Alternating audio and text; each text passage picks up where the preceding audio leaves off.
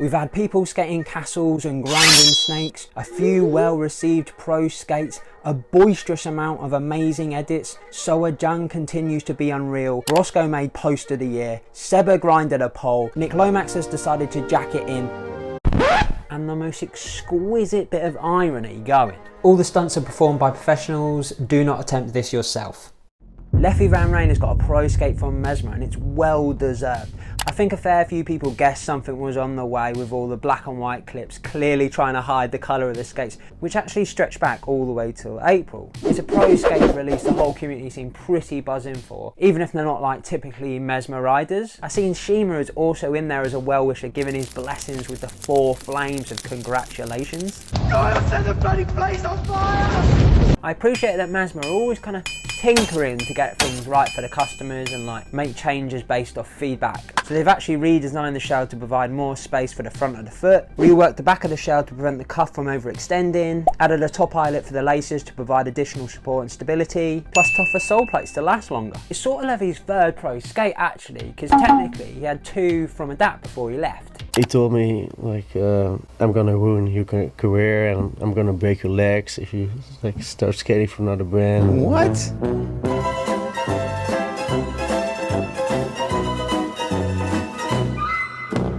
And isn't it ironic?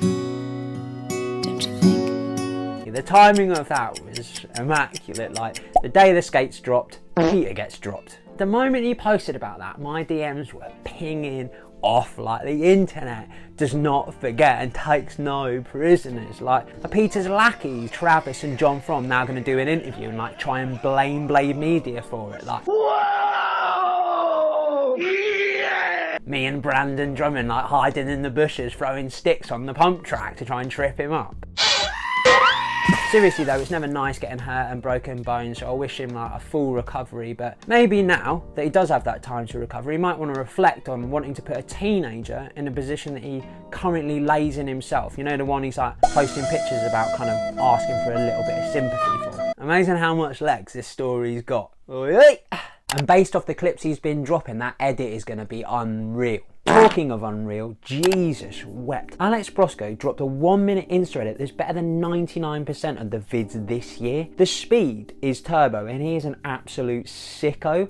You're sick in the fucking head! This will wind up the hammerheads, but the fact that one of these heel rolls on this trick was switch is mad. It's actually only Alex's 4th hard post this year. I don't think there's anyone that can be as elusive as him and remain relevant, but also still pushing skating. Like at this point, Alex is undeniably the GOAT. The only other possibility is Farmer. Cite their catalogue, see what they are still doing, and then ask yourself, what's your GOAT currently up to?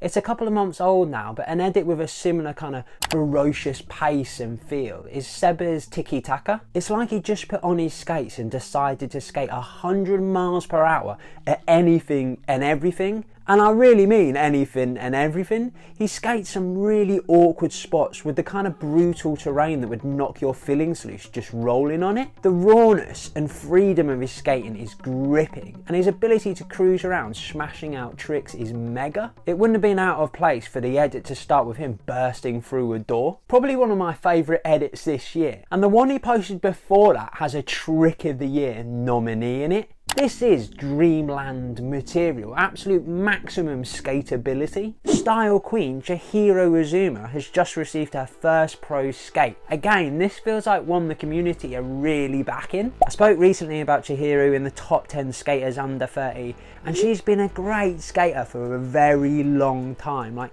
stretching right back to when she won the AIL at 14 and then the Winter Clash Women's at just 16. She's actually one of the most decorated Winter Clash competitors, having won it 3 times and come second 3 times as well. Pretty compelling statistics. Her style exudes confidence and is so crisp. Like on the most basic level, she makes skating look good and appealing. You've only got to look at the incredible female skaters coming through from Japan to see the influence she is having, and this pro skate is a huge recognition and will let these young females know they have a place in skating. It's a massive win for Chihiro and female skating, and and then just generally skating on a whole. Side note, really loved that her mum was involved in designing the Crest logo on the cuff. Like, can't wait for the edit. Sticking with female skating, the race for Junior Female Skater of the Year is looking very competitive, especially after the podiums were filled with the youth at the World Roller Games. And now Seoa Jang just dropped one of the best style heavy, forward thinking,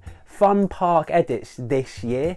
The thing is full to the brim of amazing tricks, and she's got them switch as well. My mind is actually blown away by the nifty creativity and how much is possible in such a small space. I found myself repeatedly saying, oh my god, after tricks. And to top it all off, she's just dropped a single clip that was outrageous. And amazingly, it looked like it was nothing to her. That is elite, regardless of like age or gender, just top quality. Anthony Poitier's Snake Clash is starting to look like some medieval fantasy reenactment. It was like someone was let loose on a skate park builder and lost the plot on rails, dreaming about being able to do like endless grinds around the skate park, but then was also into a bit of LARPing because they built an actual castle. You could stall on the top of one part of it. There was a chain floating about 15 feet off the ground that could easily end somebody's family bloodline. They had a DJ booth in there and a box rail that was elevated at one end. Like, I'm genuinely surprised someone didn't launch themselves off that in an attempt to become a hero. The only things missing was a drawbridge and a moat. Imagine entering the competition for your run via the drawbridge, like, losers get tarpauled all over them from the top of the castle. Oh, and it's been branded Snake Clash because he built a great big fuck off snake in the thing, man. He should have dressed as Conan to slay it. Winter Clash, give Poitier like a little bit of the course that he can design. I want to see him go mad and like recreate like Lord of the Rings or something like that. Poitier's dungeon, man. Like, Kudai will turn up as Sauron. Bit of a sad one. So Nick Lomax has announced he's stepping back from being a pro skater by announcing his pro skate, which sounds a little bit odd. It is a proper pro skate, but also kind of a commemorative, like in honor of service kind of thing. You know, when like your employee gives you like a gold clock for working for them for like 25 years. It's on that kind of level. They should make a bronze statue of him for the Power Slide office. Wild that Lomax has been on USD for over 20 years. Proper lifer, committed to the job.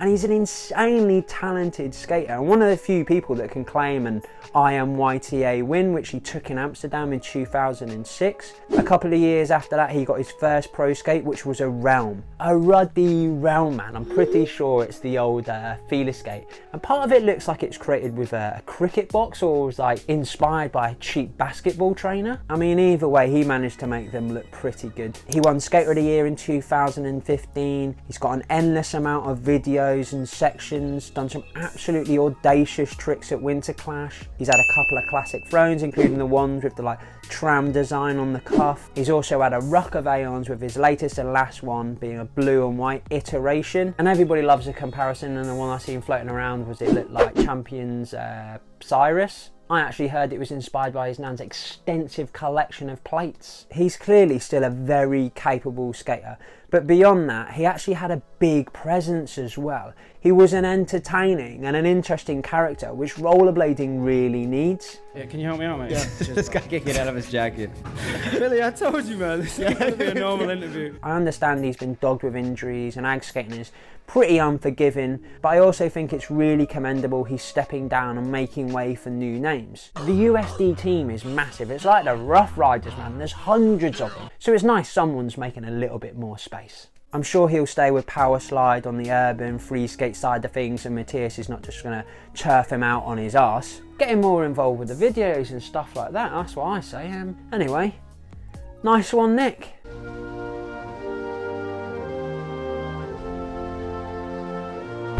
This channel runs on your support and I really appreciate it. Giving a like, throwing in a comment, subscribing really helps me out. I've got a Patreon, I've got a channel membership of exclusive videos, sneak peeks, all that kind of good stuff. I've got merch. There's also the new Muzzle merch as well. The white t-shirt is on No Sweat and the black t-shirt is on Fair Wear. Both of these are not-for-profit organisations that fight against sweatshop labour and want to improve the working conditions in the textile industry, which is a small choice we can make, but it makes a big difference. The UK has now hit that time of year where everything is grey, like a career smoker who's been like chonging on 40 a day since their 8th birthday or something, so it's lucky. There's a load of new videos out. Style Master and Ambidexterity Lord RK Parker put out a day late, $1 short, and it's unbelievable how good he makes skating look. When you're known for your style, but then on top of that your switch is indistinguishable from your natural, like, you've hit another dimension of skating. And skating needs people who will obsessively drill down into specific approaches. These are lower risk tricks, but there's also a lower probability of landing them perfect, and that's exactly what Ryan's trying to do. Do the trick in a way it's visually stunning and unlikely to be replicated by anyone else. The filming and editing is completely in tune with the skating, and like I mentioned before, if Ryan drops another edit like this, I could see him edging his name into the conversation for Sotti. He's also recently sat down with Jump Street talking about his approach to skating and covering a load of other cool topics as well, so make sure you check that out. Sean and Colin Kelso continue the momentum that they built up last year with 2 new pieces. These ones have a slightly slower pacing to them compared to the chronic tricks per minute from the previous videos, which I think is smart to switch it up and stop things becoming watered down. Colin dove headfirst into a Cespedition. He is the Jacques Cousteau of cess slides. Have you ever had someone blast a hairdryer directly into your face? Like, that's what his sole plates feel like. His part also has those little extra details that push rollerblading in subtle new directions. The 1997 City kit was a surprise appearance, and both the brothers battered this ledge. Colin with the back unity unwrapped a front torque at peak squat, which was wild, and Sean with the true fish let Jesus take the wheel blind topsoul, which if he would have undershot would have felt like a Roy Keane tackle. Roy King gets a red card again. They both also took the mick out of this slide. Colin with the drift cess slide and Sean with one of the fastest grinds on the fastest grindable surface that's desperate to throw you out so hard your soul separates from your body. Absolutely audacious. Then every other trick is a lesson in skating with complete authority. Every time the brothers drop, people legitimately question how have they been good for this long and how do they still continue to push skating forward. Mikhail Witzemann dropped a very clean edit halftime report. Like usual, it's full of very considered tricks and skating within his comfort zone. Interesting to see the transparent sole plates he's testing out. I actually thought these were silver at first. Looking forward to see if these ones actually come out. Someone else who I think could be top 5 for Sotti right now is Cameron Talbott. He's had In Transit with Butter TV, which is full of bangers, and now Wonderland, filmed and edited by Danny Malm. It feels a bit like it's inspired by Enter the Void, like mad colours, bit trippy, bit spooky. There's a great air of spontaneity about Cameron's skating. He picks interesting spots and can use them innovatively. Like, kind of feels like he's looting the spot a little bit, trying to steal those extra bits and get more out of the environment, and it's definitely deserving of more views than it's currently got. If you're looking for something a little bit shorter, Junky posted up this video and it is fucking unbelievable. It's just him skating like his local part, but like his skills and technicality and like innovation on just a little box is like outstanding. He has so much control of his skates. Muzzle dropped Jobs of Fish, and call me biased, but that is the best video name this year. A great British saying for a video skating the Great British Seaside. Connor, Fabi and Jurgen took a trip to meet Harry in Brighton and spent 4 days skating around the place. It seamlessly mixed ag and wizard and contemporary ag wizard fusion. Everybody did a bit of filming, but it was Connor who edited the piece, and he does this amazing job of creating a vibe and a feeling, which I think a lot of skate edits these days fail to do because it is difficult, and he's done amazingly good work.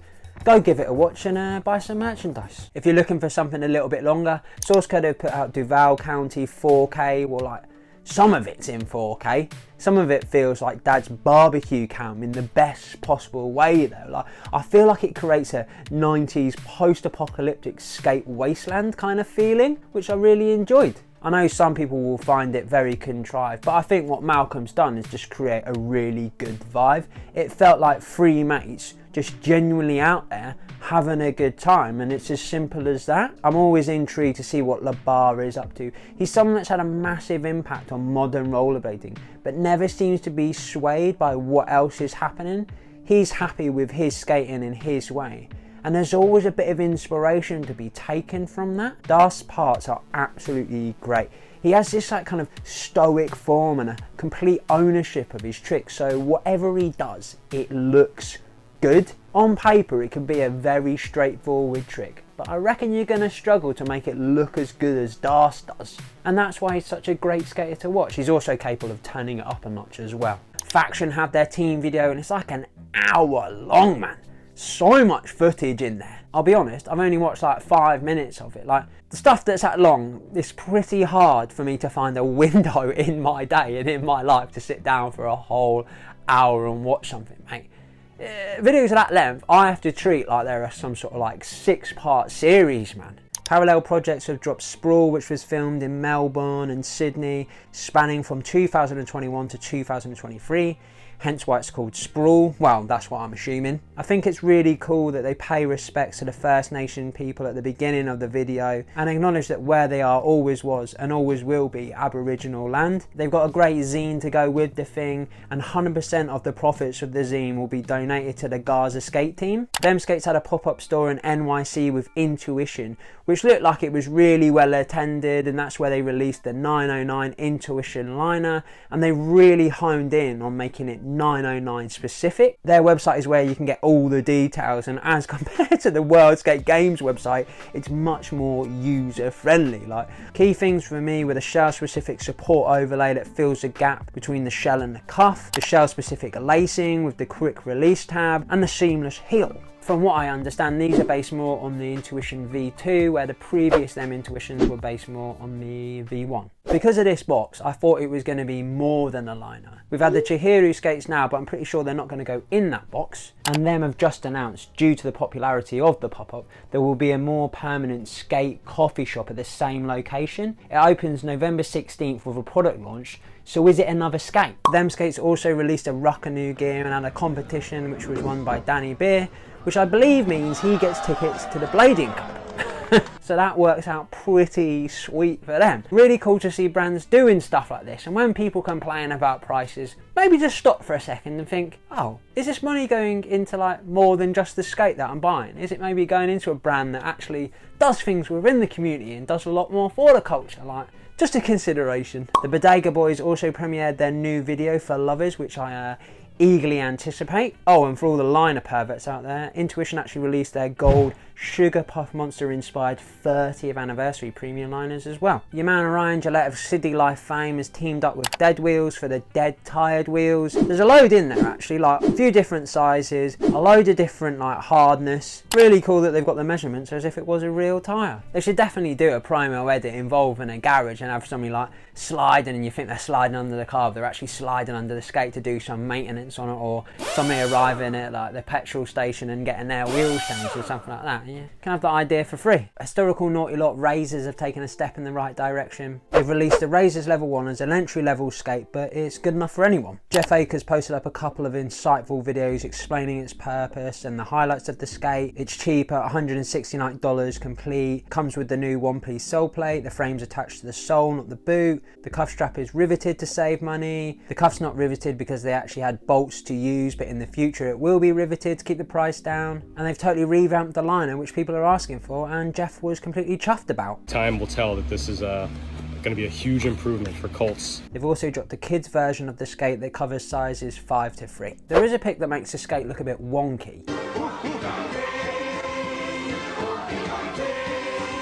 Some people are saying the skate's going to look like that eventually anyway. Some people are saying it's on purpose that it's like that. My instincts say that it's a bit of a mess up, but don't trust me, just go and ask them and see what the crack is. Talking of kids skates, USD have also dropped a new colourway of their glitch adjustable skate. This time it comes in grey and black. I know a few grown adults balked at the super colourful ones, not that it was going on their feet, but now there's a more subtle grey version. So more great options for kids, and again they tapped in with Jacob Esselman for the solid promo work. Cheers for watching the vid. There was a fair bit of news I just didn't get the time to getting around to putting in here, so I'll try and get that in the next video. Massive thank you to my patrons and channel members. I simply couldn't do this without you, so like absolutely love you lot. Here's a couple of other videos you can watch until I'm back again soon. Spotty Dog.